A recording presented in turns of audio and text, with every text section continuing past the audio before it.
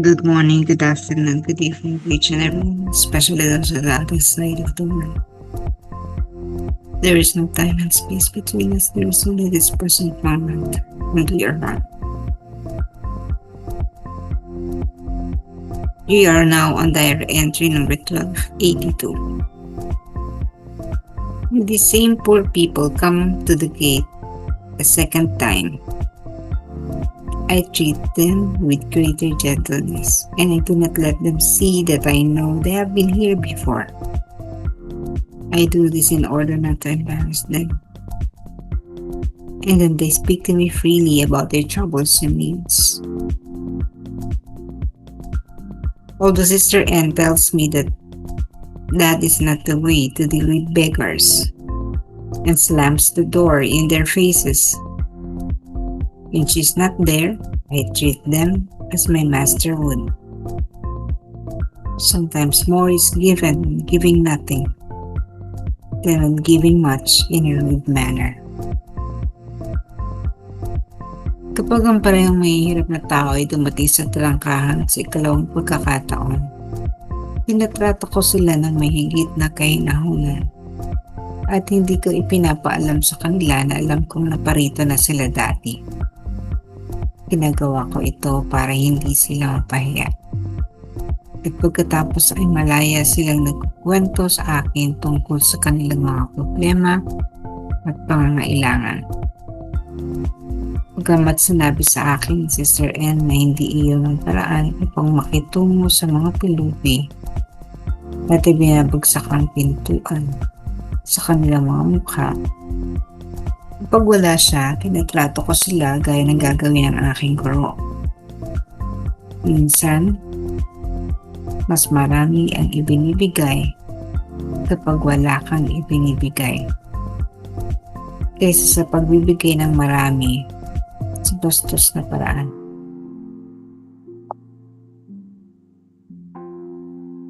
I'm sure this happens to you or this happened to you minsan sa buhay natin, no? At least once. The same beggar would be knocking on your door. Kala mo sila lang yung pumakatok, no? Pagtingin mo, naku, eto na naman. No? Maraming ganun sa akin eh. And actually, sa parokya, ganun din. May the same person going back sa isang buwan, hindi mawawala, minsan twice. And would be asking for something. Ang matindi, may kasama pa, no? Yung nagyayakag pa ba? Tapos, ang opisina would be giving rice kasi marami namang supply ng bigas. Pero honestly, no, eto na naman. Hindi ako magsasabi na I have been like Faustina in handling beggars.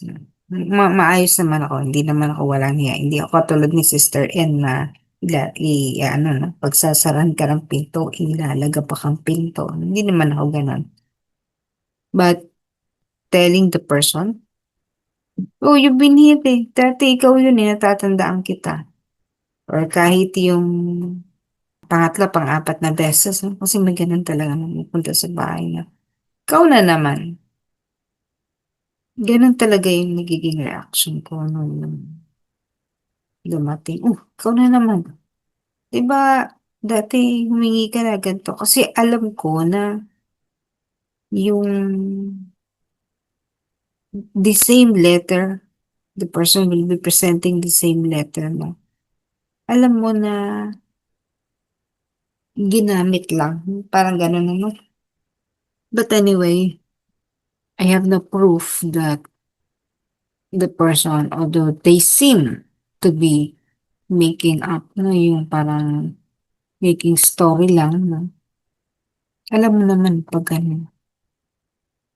Pero, talagang no, si Faustina ibang klase rin.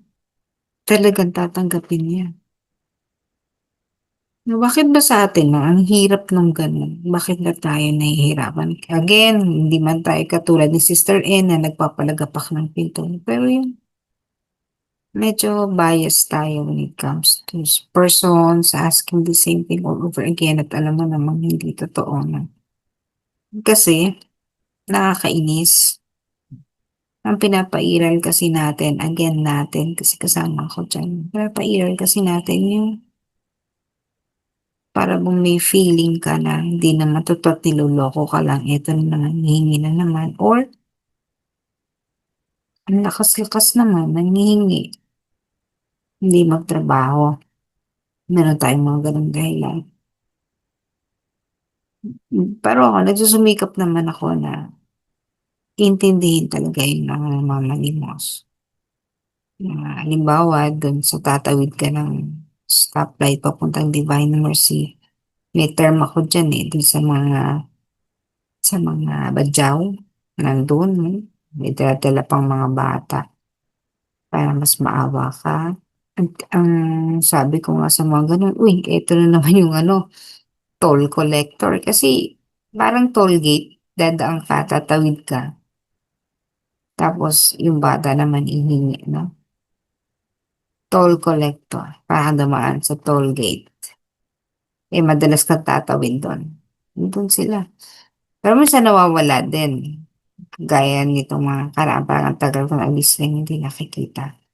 And then one time, ito rin lang, nakita ko nagbebenta na sila ng tuwalya.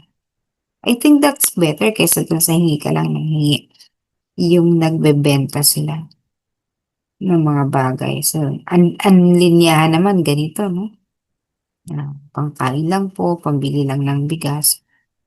Pero alam niyo totoo yun kahit na parang linya lang 'no, scripted, gano'n ang kanilang mga spiel. Pero totoo naman that these people, they really do not have anything. They have nothing. Napipilitan silang gawin yan because that's the only way they know. Limited skills, limited education, gano'n ano. And that's the easiest way, hingi ng UB. Pero ikaw ba, isipin mo, ikaw ba, pipiliin mo pa sa buhay mo kung ipapanganak ka na maging ganyan, pulubi? Pipiliin mo ba na ipinanganak ka sa isang pamilya na walang pag-aaruga? Pipiliin mo ba na manatili kang mahirap o mapunta ka sa isang mahirap na sitwasyon, talagang wala kang makain? Of course not. If you will have the opportunity, you would choose a better alternative. So somehow, sila napilitan sa una, no? Kailangan lang kapalan ng mukha para mabuhay. That's what they can do to survive in this world. Eh, ang buhay pa naman sa siyudad, di ka mabubuhay kung wala kang trabaho. Di katulad sa probinsya or ng araw, no? Eh, nandiyan ka sa probinsya, may makukuhanan ka ng ano, gulay sa kabilang bakod. So, yung gano'n kadali kasi madaling dumiskarte. Yung kukuha ka lang ng pagkain. Maraming prutas or puwedeng ano, ipagbili, kukuha ka sa puno ng may puno, ipagbibili mo. Pero dito sa urban area, you really have to buy whatever you need. Dahil wala ka naman pambili, you would resort to alms, paghingi ng limos. Mahirap, 'di po ba? Again, if you will have to choose, you will not choose to be a beggar. So, gano'n na lang, ah, ginagawa ko din yung ano, binibigyan ko ng bagay, pagkain, gano'n. "O, ito sa'yo na." Gano'n na lang rather than ano, palaging coins. Pero again, sabi nga nung isang kakilala ko, barya lang naman 'yan, eh, ba't ba mabigat pa sa loob mong ibigay, eh, tutusin wala namang epekto sa'yo kung bigyan mo ng ₱5, 'di ba? Hindi mo ipaghihirap kung magbibigay ka ng ₱5. But that is again giving without dignity. Yun yung pagbibigay na hindi makatarungan kasi alam mong hindi yun sasapat sa kanya. Pero on the other hand, mag-iisip ka, "Eh, paanong gagawin?"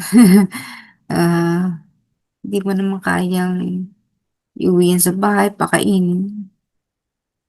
Ang hirap din mag-isip 'no, kung papaanong gagawin sa kanila. Kasi ngayon hindi naman katulad nung araw namamalimos. Talagang nung araw 'pag namalimos talagang pulubi.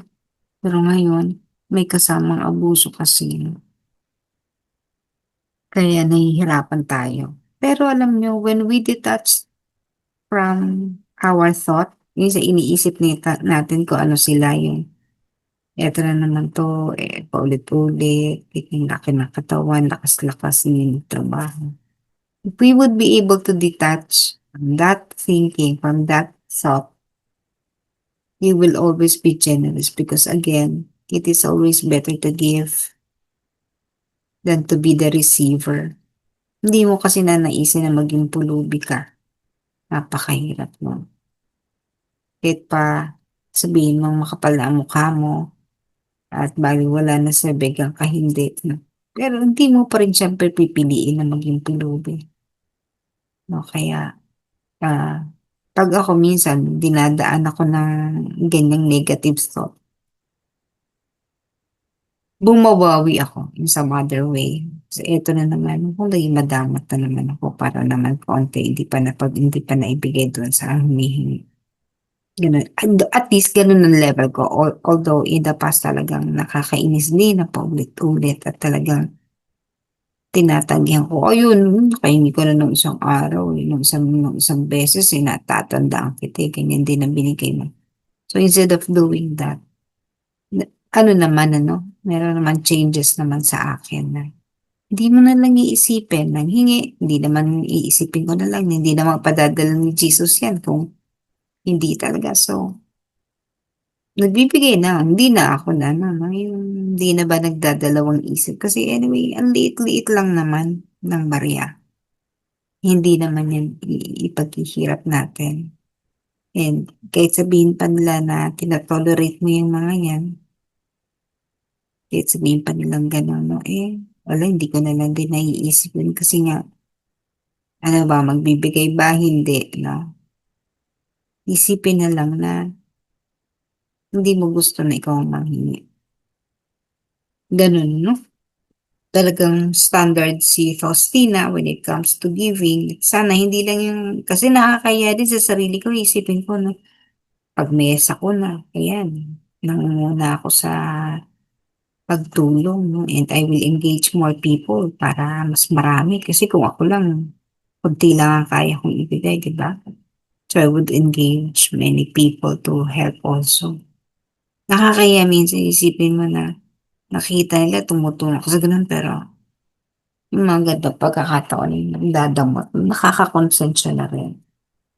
Again, baguhin natin yung ating mga nakakasanayan na mga pagtingin sa kanila. Because these are also people who need help. Mahirap man ano, dahil may mga tao talagang paulit-ulit kang kukulitin, hihingan. Pero gano'n na talaga sila, wala ka ng ano, pinabayaan na rin kasi sila dito na. And let us all be like Faustina. Pilitin natin na habulin yung kanyang standard when it comes to treating beggars and poor people.